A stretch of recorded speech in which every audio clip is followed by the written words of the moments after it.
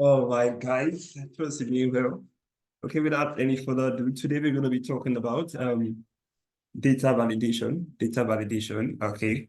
All right, so you've been given this, it's kind of like a form of this with the following column: name, date of birth, email, salary, rank, and company.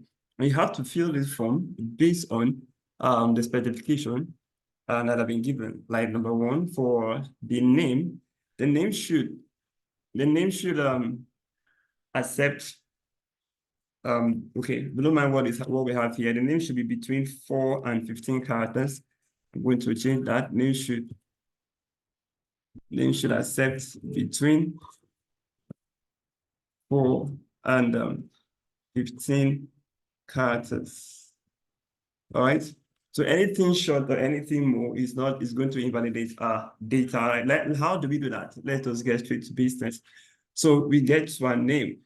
We want to put our data validation on that name cell, that particular cell. So what do? From name, we get to the data tab. From the data tab, we look for where we have the data tools, and we select this like so. Then we check data validation. And now this setting pop up, the data validation dialog box pop up. And now we are dealing with name. So we have the validation criteria. And so we're going to be allowing, where we have this allow, we click the drop down, and then we're going to be selecting text length. Okay, like so. All right, so we want the characters that should be imputed in that particular cell to be between. Okay, you have different data here. You can say not between equals to and all of that. Now, but we're looking at between. So it should be between 4, and then maximum should be what, 15. And then there's going to be what we call an input message. It's kind of like a tooltip so that a user will know, okay, what is required for that particular cell. So we give it a title. We say name. We call it name. Call it name, like so. All right, and then there's an input message, a tooltip to give clarity about what the name is. So you say, please enter your name. All right. Now there's what we call, there's going to be an error message, an error alert if somebody faults the requirement of that particular cell. Right. For instance, you can use a stop, you can use a warning, you can use an information, any of that thing. Well, okay, let's say we're using stop in this regards. Now we give it the title as well. We say we give it, say, you have to give it a title, you can decide not to give it a title, it doesn't matter. All right, so but we have our error message, let's say wrong input. Wrong. Wrong name input. You can call it whatever you want. An error message would be name characters, right, must be between 4 and 15. Once you're done, you can now enter like so. Now let's check. Immediately when what happened, this tooltip pop up and it says, please enter your name. All right, so let's try to type our name. Say Jerry Poland. The Lord of the South. And enter. I don't know. Something happened. It said, name characters will be between 4 and 15. All right. So my name is less than 4, is more than 15. Therefore, I'm going to cancel that and we try. Right? Who bears this kind of thing? Jerry Poland, a lot of the South. It's credit. So we cancel this one and then we say Jerry Poland. And then we enter. There is no error again. So that's okay for us. Okay. Let's talk about the date of birth, for instance. And now for the date of birth should be between January 10th, 1990 and December 30th, 1998. Anything short of that will work. How do we do that? We still go to our data tools, and then we bring down this one, data validation, and then we go to our setting. We're dealing with what we did this time around. So we go to any value here, we bring it down, and then we choose date. So date, of course, you know that data can be between, not between, equals, or all of that. We want it to be between. All right, so we want it between. Date should be this 10th of January 1990, and then end date should be 30th of December 1998. Okay, then the input message should be enter DOB, date of birth. Enter DOB. Right? I may not bother about the input message. It's very straightforward, and I can decide to use information, for instance, for the error alert, and say title could be wrong. It's repeated. Error message. Date. DOB must be between. I'm just shortening it, between 1st 10, 1990 and 12/30, 1998. All right, then I okay it, I enter. All right, so let's try to edit it at all. And let's say we try edit like 1st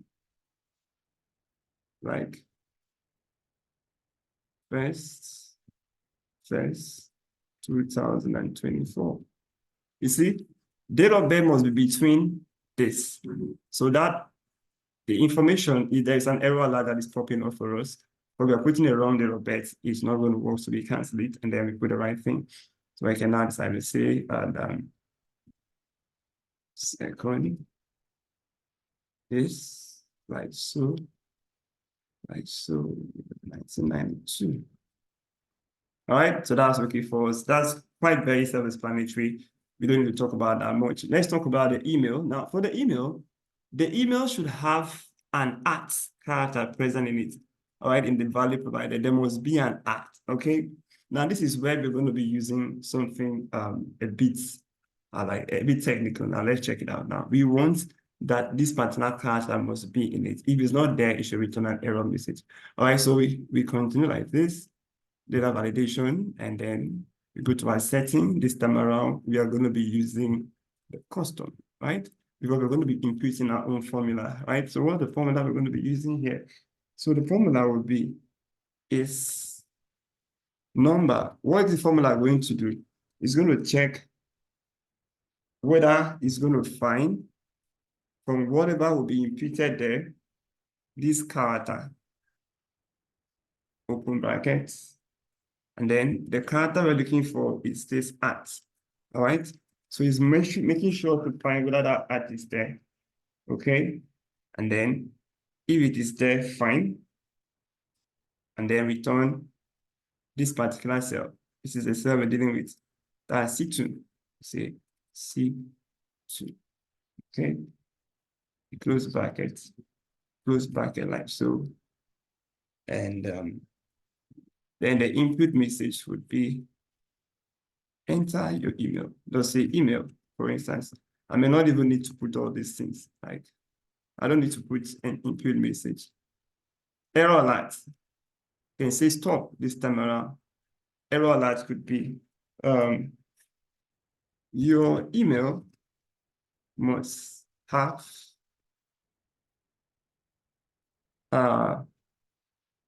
the @ character. All right, like so, and then we enter. Okay, let's try something now. Let's try to type character, say Jerry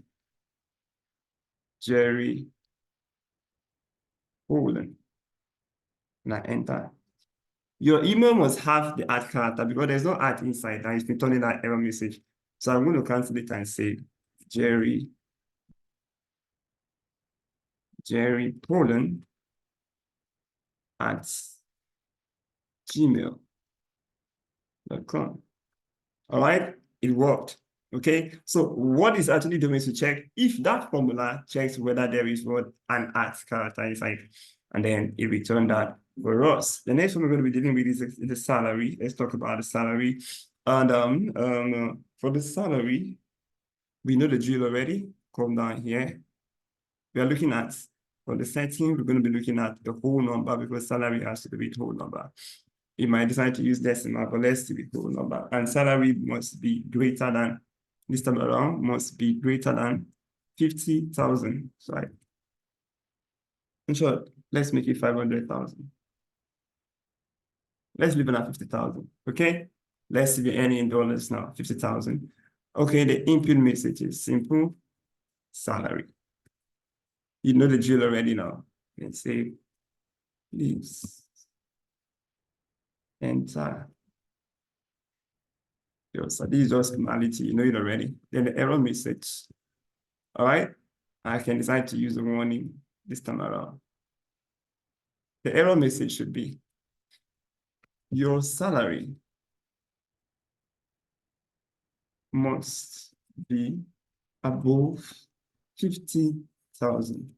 All right. And okay. You know it already now. So the tooltip says, please enter your salary. And I came in, someone that earns 20,000 comes. Boom, what happened? Oh, sorry, I did not correct this. Your salary must be above 50,000. Continue. No, cancel. Right? So we cancel that and put the right salary. 60,000 this time around. And validate worked. Okay. All right. And then for the rank this time around, we're looking at rank. Rank should be between let's say rank level in the office. Let's say we have normally the government workers have rank between level 10 and to 19. All right. I don't work for the government, so I can't really tell though. This is actually not a government job, right? It's kind of like another company. Let's look at the round this time around, and we come down here, bring out data validation. So the round would also be whole numbers, like whole numbers. Okay, so we're looking at round for the round this time around, we are looking at between. So we're looking at round should be between level 10 and level 19, like so. You put the input message, title, rank. Forget about that one. You can put whatever you want. Everyone likes. Okay, let's use stop. You can say rank must be between, spell it well, between 10 level 10 and 19. Okay, and we okay.